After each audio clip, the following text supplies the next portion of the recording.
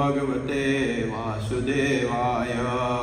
नमो भगवते वासुदेवाय। नारायणं नमस्कृत्य नरं चैव नरोत्तमं देवीं सरस्वतीं व्यासं ततो जयामुदीरये। नष्टप्रायेषु भद्रेषु नित्यं भागवत सेवया। भगवते उत्तम श्लोके भक्ति भवति नैष्ठकी।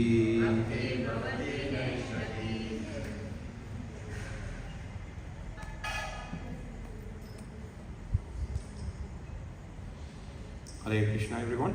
Today we will be reading from chapter 3, which is Karma Yoga, text 20. Karmana eva hi samsiddhim astitaha janaka adayaha loka sangraham evapi sampashyan kartum arhasi. Karmaneva hi samsiddhim astitas janakadayah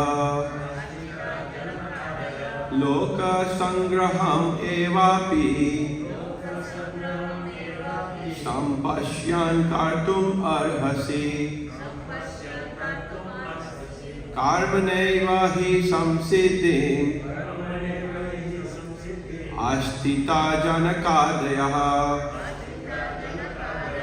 loka sangraham evapi sampashyan kartum arhasi. Karmaneva hi samsiddhim astita janakadayah loka sangraham evapi sampashyan kartum arhasi.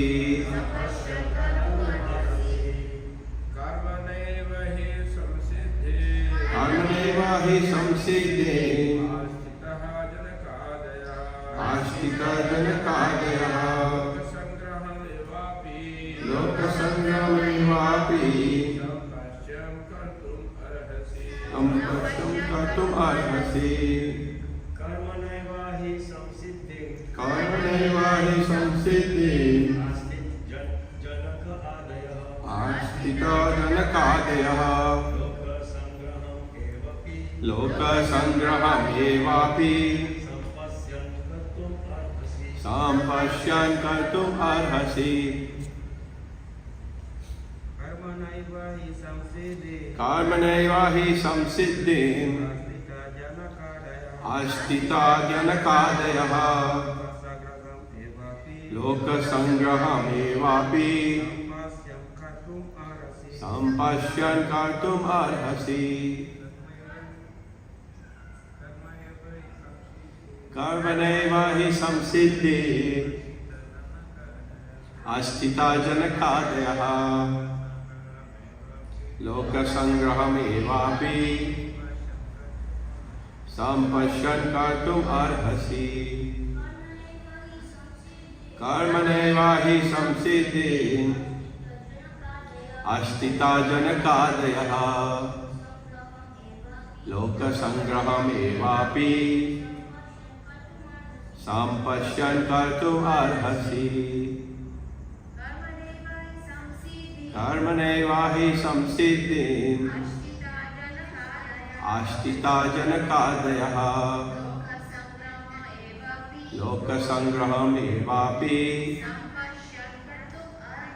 sampashyan kartum arhasi. Karmaneva hi samsiddhim astita janakadayah loka sangraham evapi sampashyan kartum arhasi. word for word translation. Karmana, by work. Eva, even. He, certainly. Samshitim, in perfection. Astitaha, situated. Janaka Adayaha, Janak and other kings. Loka Sangraham, the people in general. Eva Api, also. Sampashyan, considering. Kartum, to act. Arhasi, you deserve. Translation by Srila Prabhupada. Srila Prabhupada ki Jai. Kings such as Janak attained perfection solely by performance of prescribed duties. Therefore, just for the sake of educating the people in general, you should perform your work. Please repeat after me. Kings such as Janaka attained perfection solely by performance of prescribed duties. Therefore, just for the sake of educating the people in general, you should perform your work. Purport by Srila Prabhupada. Kings like Janaka were all self-realized souls. Consequently, they had no obligation to perform the prescribed duties in the Vedas. Nonetheless, they performed all prescribed activities just to set examples for the people in general. Janaka was the father of Sita and father-in-law of Lord Sri Ram. Being a great devotee of the Lord, he was transcendently situated. But because he was the king of Mithila, a subdivision of Bihar province in India, he had to teach his subjects how to perform prescribed duties.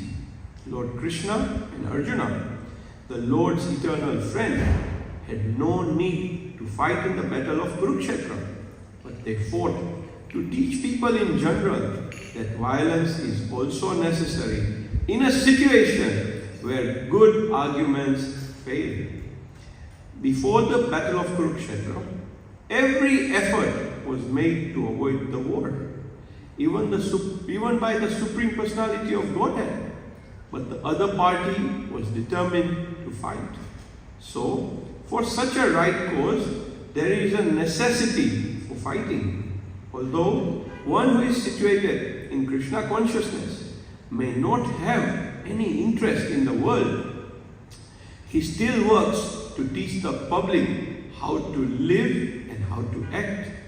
Experienced persons in Krishna consciousness can act in such a way that others will follow. And this is explained in the following verse. Om Jnanatimirandasya Jnana Jana Shalakaya Chakshuranlitam Yena Tasmai Shri Guruve Namaha Shri Chaitanya Manobhishtam Sthapitam Yena Bhutale Swayam Rupa Kadamayam Dadati Swapadantikam Vandeham Shri Guru Shri Yuta Padakamalam Shri Gurum Vaishnavamscha Shri Rupam Sagrajatam Sahagana Raghunathanvitam Tam Sajivam Sadvaitam Savadutam Parijana Saitam Krishna Chaitanya Devam Shri Radha Krishna Padan Sahagana Lalita Shri Vishakhanvitamscha He Krishna Karuna Sindhu Dina Bandhu Jagatpate Gopesha Gopika Kanta Radha Kanta Namastute Tapta Kanchana Gorangi Shri Radhe Vrindavaneshwari Vrishabhanu Sute Devi Pranamami Hari Priye Vande Vanchakalpatarubhyascha Kripa Sindhubhya Eva Cha Patitanam Pavnebhyo Vaishnavebhyo Namo Namah Jai Shri Krishna Chaitanya Prabhu Nityananda Shri Advaita Sita Vasadi Gaura Bhakta Vrinda Hare Krishna Krishna Krishna Hare Hare Hare Rama Rama Rama Hare Hare Namo Vishnu Padaya Krishna Prasthaya Bhutale Srimati Bhaktivedanta Swami Niti Namane Namaste Saraswati Deve Gauravani Pracharine Nirvishesha Shunyavadi Prasthya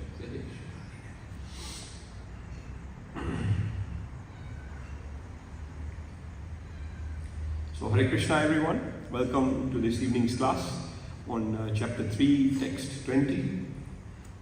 Very interesting verse. It's actually very deep and what comes to our clear eyes. So as we go deeper, we'll understand that. So, the verse is Karma neva hi samsiddhim astita janakadaya loka sangramevapi sampashyan kartum arhasi. Kings such as Janak attained perfection solely by performance of prescribed duties. Therefore, just for the sake of educating the people in general, you should perform your work. So, chapter 3, the context. This chapter starts with Arjuna asking Krishna some questions. And he asks that if intelligence is better than fruity work, then why are you engaging me in this ghastly warfare? So Krishna has started this explanation and he's talking about Nishkam Karma Yoga and going into the Karmakand section for the less intelligent, where if you don't want to work selflessly, then how you perform work as sacrifice to the demigods, and doing that as per the Vedas, you slowly purify yourself. So from verse 17 to 35, Krishna speaks about Nishkam Karma Yoga again, to set the right example for the general public. So one who is in full knowledge does not have material desires or attachment, knowledge of the Absolute. So he does not need to do prescribed duties. He is not required to do those duties for purification. Still, he performs obligatory duties prescribed by the scriptures, setting the example for those who are less knowledgeable. Krishna himself is following Kshatriya Dharma. He is doing what normal human beings are doing. Because if he does not do it, the people will become completely disobedient and will not do anything. And they will start feeling they are God and not behave like Krishna. So that is why Krishna is obediently doing everything. In fact, him being the Supreme Personality of Godhead, he bows down to his elders. He bows down to the sages. Even though the sages, and this is what I am reading in the Bhagavatam, the sages are perplexed that the Supreme Personality is doing our Gurgan. He is bowing down in front of us. Because they know the truth, but not everybody does. So, in Shloka 17 and 18, it is explained as follows. Self-realized person has no duty. But for one who takes pleasure in the self, Atmarati, one who is satisfied in the self, Atmatripta, fully satiated in himself alone, Atma Santushtaha, there is one. No obligation to do any prescribed actions. No taste, he has no taste in material pleasures. No purpose or gain, no profit or loss in performing such actions. No reason for performing such work too. No need to depend on any other living beings or devtas. He is Atma Santushta. So one who has spiritual intelligence doesn't perform prescribed actions with desires. He has no desire, but does them without attachment to results, to set the right example for others. So in verse 19, it says, therefore, without being attached to the fruits of the activities, one should act as a matter of duty. For by working without attachment, he attains the Supreme. For by working without attachment, he attains the Supreme. Now very interesting, before we move to our shloka, in the verse 319, Prabhupada says, and Anandas Prabhu said it yesterday as well, the first line of the purport says, the Supreme is the personality of Godhead. Please understand, it's not the Supreme Personality. The Supreme is the personality of Godhead for the devotees and liberation for the impersonalist. This statement, if you understand it properly, is a very heavy statement. So again I repeat, the Supreme, Krishna is a personality. He is the personality of Godhead for the devotees. What does this mean? Let's dive deeper in this statement first. So for devotees, the supreme reality is realized as personality of Godhead, Bhagavan, a person, relational, conscious with the name, conscious being with name. He has a name, he has form, he has qualities and his pastimes. He is a person. He is relational. We can build a personal, one-to-one relation. He is a conscious being with a name. Form, he has qualities, and he has pastimes. And for impersonalists, jnanis, the same supreme is realized as liberation. So they want to achieve moksha, the light, the Brahma Jyoti. But they don't understand, they don't realize, what am I going to go and do there?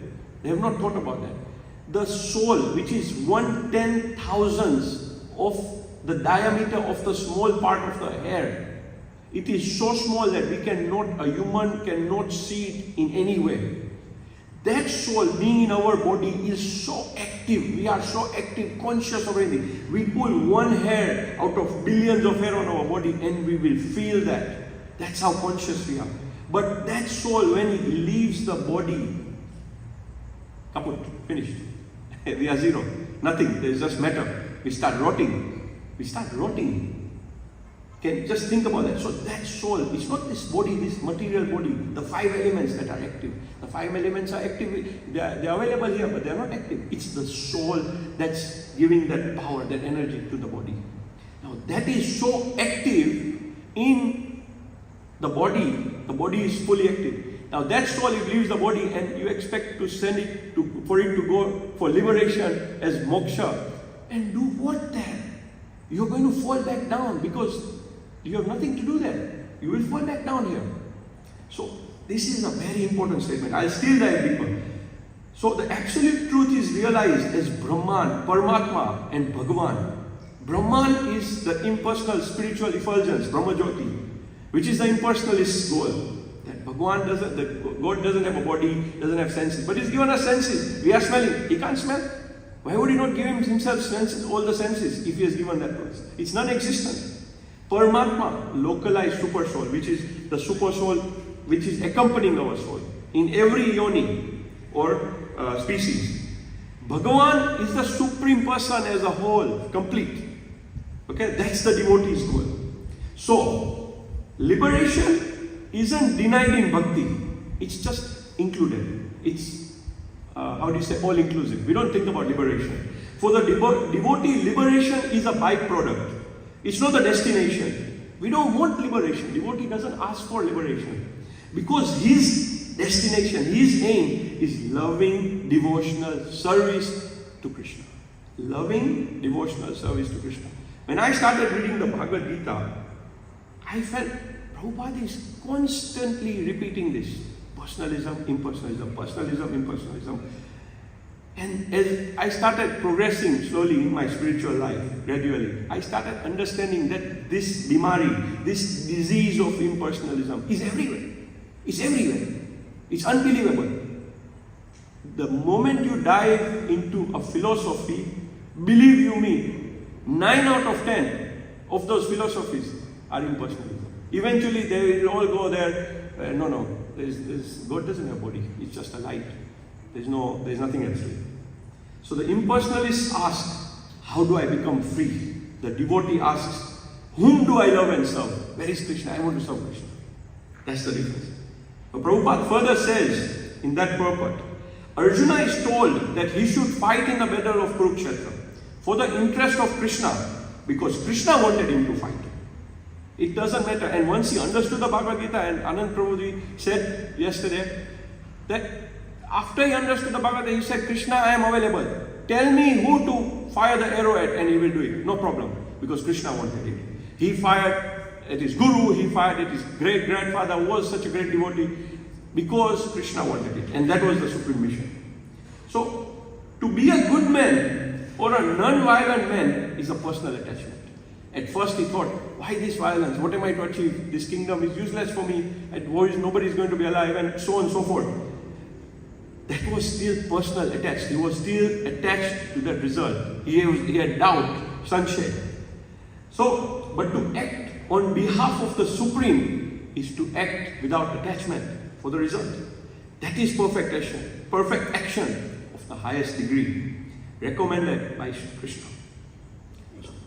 Prabhupada continues, action in Krishna consciousness is transcendental to the reactions of good or evil work. It doesn't matter. For him there is no evil, good work, bad work, this nothing. Killing into a general person is bad. And this is a lot of people's conclusion that Krishna did this whole warfare of Mahabharata and killed so many people.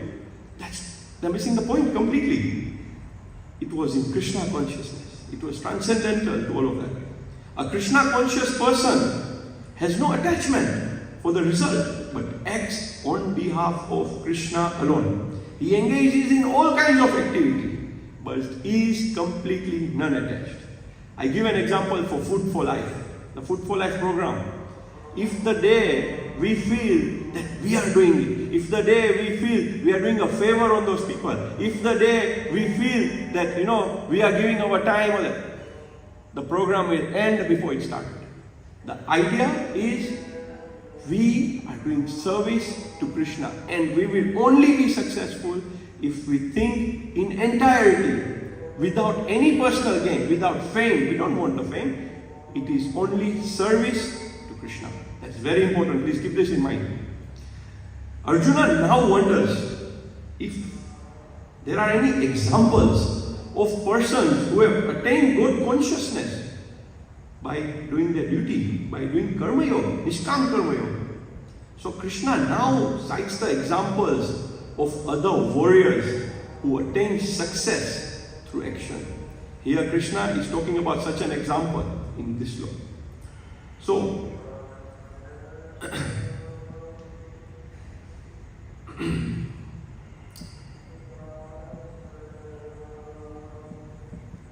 the first line, Karmana eva hi samsiddhim. It says they attained perfection solely by performance of prescribed duties. They who. So that goes to the next line. Astita Janakadaya, kings like Janaka and others. Sampashyan kartum arhasi. You should perform your work. Loka sangra evapi.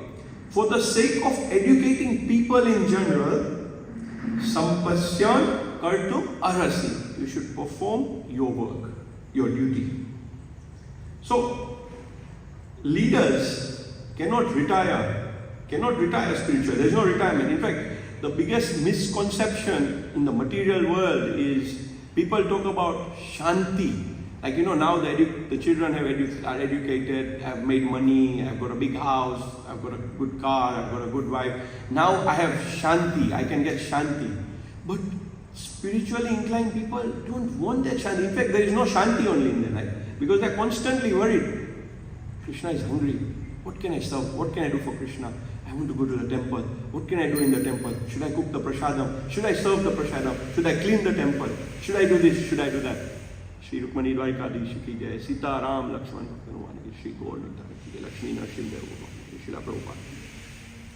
So he's constantly thinking, how? There is no shanti, but inside he is the most satisfied person. He is at total shanti because there is no agitation. He's working for Krishna. So here Krishna is very clear that Arjuna, you might feel that you are a great personality or self-realized soul.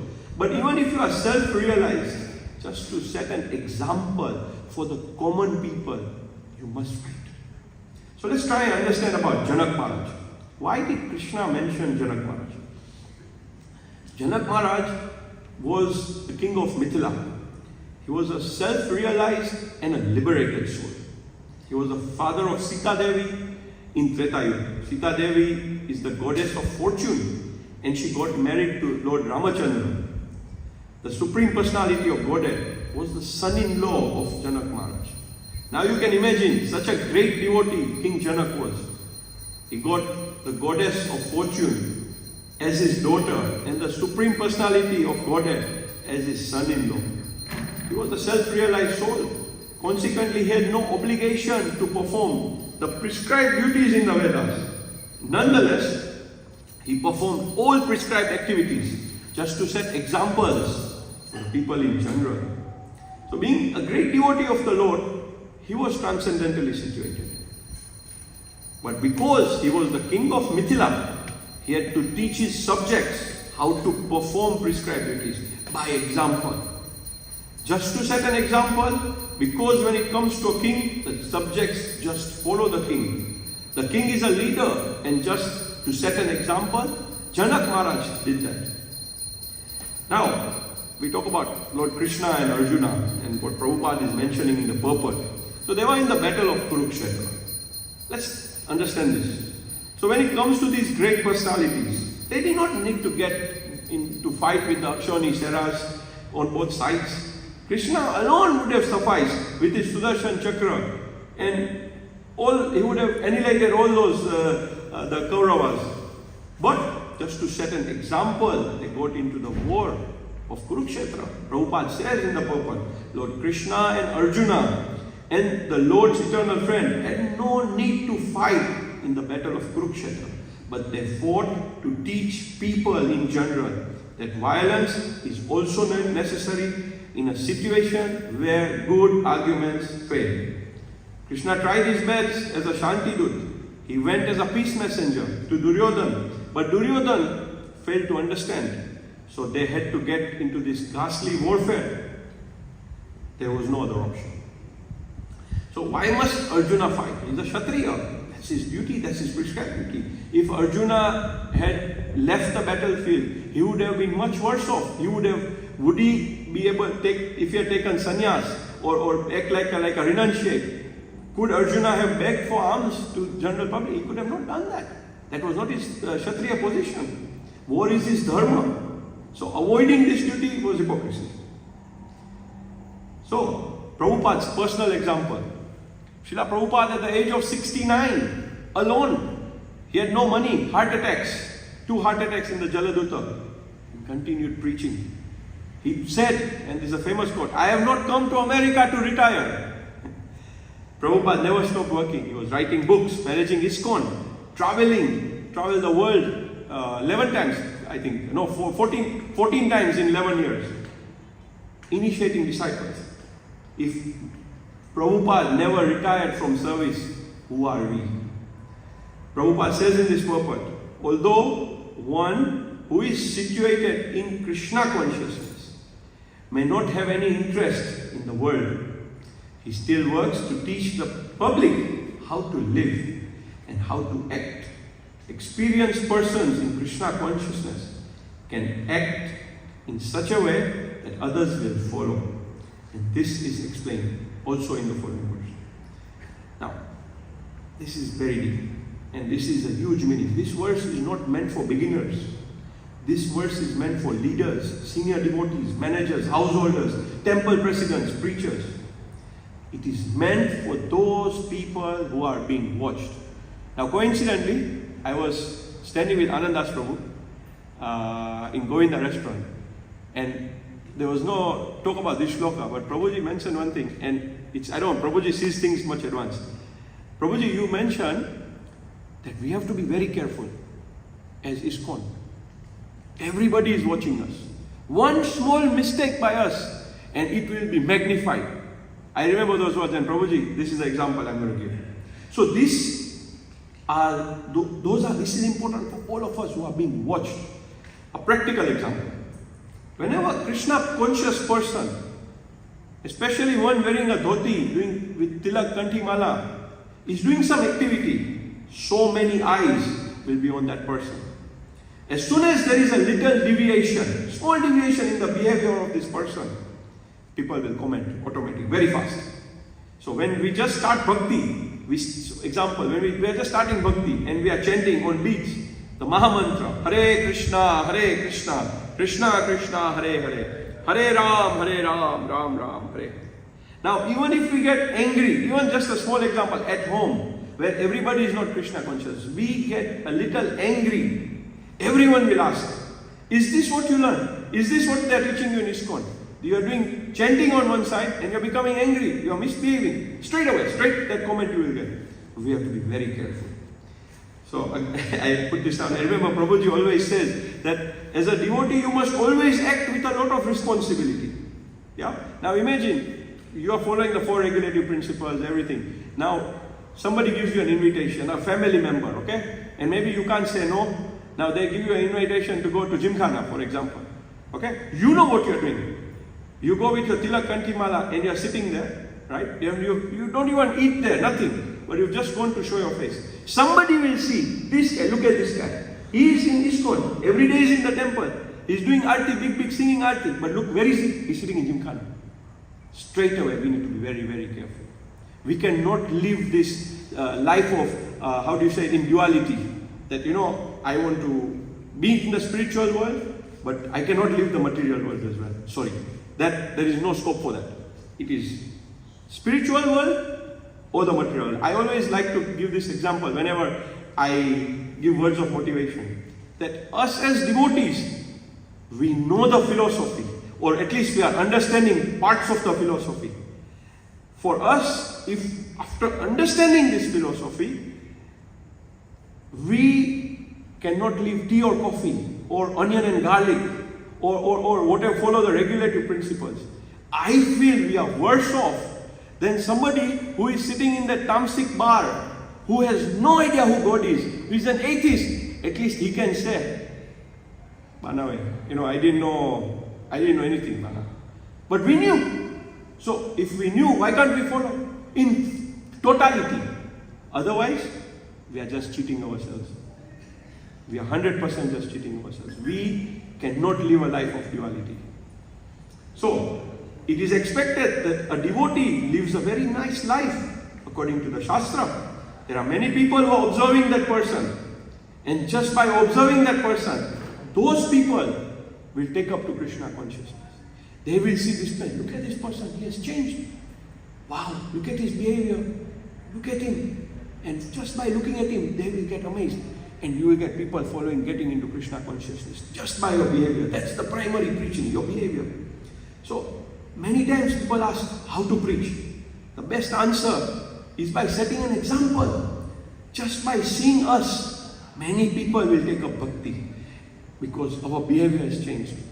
Yeah, we are living as per Shastra. We are following the 4 regulative principles. We are doing the Mahamantra, chanting of the Mahamantra. Right? And those people will follow suit. Their life will be transformed. And by seeing those people transforming their life, other people will see them. Their life will be transformed. That people will take up to bhakti. So this is a chain reaction. Best way to preach, your behavior. So it's very important to take up to Krishna consciousness in totality. All. We cannot be, Prabhuji said yesterday, that some people say, Krishna had said all these things right, but Krishna has also made some mistakes in the Bhagavad Gita. Who are you to say this? This is nonsensical. Material person, no brains, you have nothing, your senses are imperfect, and you're commenting that Krishna has made mistakes. Somebody has actually, my personal experience, somebody told me on the phone that Krishna has not said everything correct in the Bhagavad Gita. Somebody has actually told me, somebody on the phone. I said, please, if you don't understand the Bhagavad Gita, we can help you. Please come. But please don't make a comment like that, because you are doing massive offenses. You are doing offenses that you will not come out of. So this is the situation. People are commenting. There are how many, 300-500 versions of the Bhagavad Gita. People are giving their own comments. No, we don't want that. Bhagavad Gita as it is. So it's very important to take up Krishna consciousness, to practice bhakti very intensely. And therefore, this heart transformation will happen. This heart transformation will set an example for people in general, society. And as soon as people will see this, they'll be eager to know what is happening to this person. He was a gone case and now became a great personality. Look at his behavior. Look at what he saw talking. And with sober behavior, it is great for dealing with people. How has this happened? They will be curious.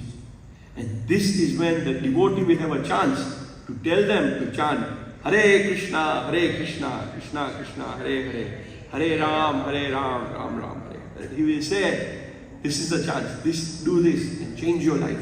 Wake up. So as devotees, we have a great responsibility on our shoulders. When we are practicing bhakti with our tilak and kanthi mala, with our Vaishnava attire, it is a great responsibility to set a right example.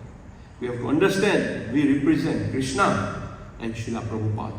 Therefore, always our behavior should be according to this. If we don't behave correctly, with the right etiquette, we will set a wrong example. And even if somebody wants to practice bhakti, they will not do so. By seeing our wrong behavior. Also this is the counter effect. So your right behavior, the way everything you're following, if it's right, it's a power effect. But if you're doing it wrong, already most of the people don't have any belief in Shastras. They don't have any belief on people wearing dhoti kurtas, because a lot of conmen are there. It's not their fault. So people, because they have been cheated for so long, have become Gnostic, they have become atheists. So already people have that doubt. Now, when you're practicing bhakti, but you are not steady, you are not stable, because you want to do the material world story and you want to do the spiritual world, already you're putting them off. Then look at this person. And this is the situation in most communities I see. So many philosophies, we see people who are in the temples, but then at the first opportunity, they are doing manoranjan, they are doing entertainment, they are drinking, people are doing tilak, and you see them in bars, they are wearing kanti, you see them in bars. So, where is the belief? Now it's become just a culture that we just have to do the tilak and the kanti, but we can do anything else, it's okay, no problem. Very serious. This is very, very serious. And this is why our Sanatan Dharma is falling. This is why, because it's become a fashion show now. This is just a culture. There is nothing else left to it. So by setting a right example, we can preach tremendously. And preaching is the essence. We have to preach so that more and more people can come to Krishna consciousness. And their heart will be transformed. And they will get eternal bliss and satisfaction. So all of us have to come together, practice bhakti intensely, under guidance, chanting the Mahamantra, Hare Krishna, Krishna Krishna, Hare Hare, Hare Ram, Ram Ram, Hare Hare. Following the Bhagavad Gita, following Srila Prabhupada's instructions in entirety, complete, there is no choosing, and set an example, physical example. Look, this guy has transformed his life. Just by doing this, we will see how many people around us will be transformed. And people around them, their heart will be transformed. And that chain reaction will continue. Hare Krishna, Krishna. Bhagavad Gita ki jai.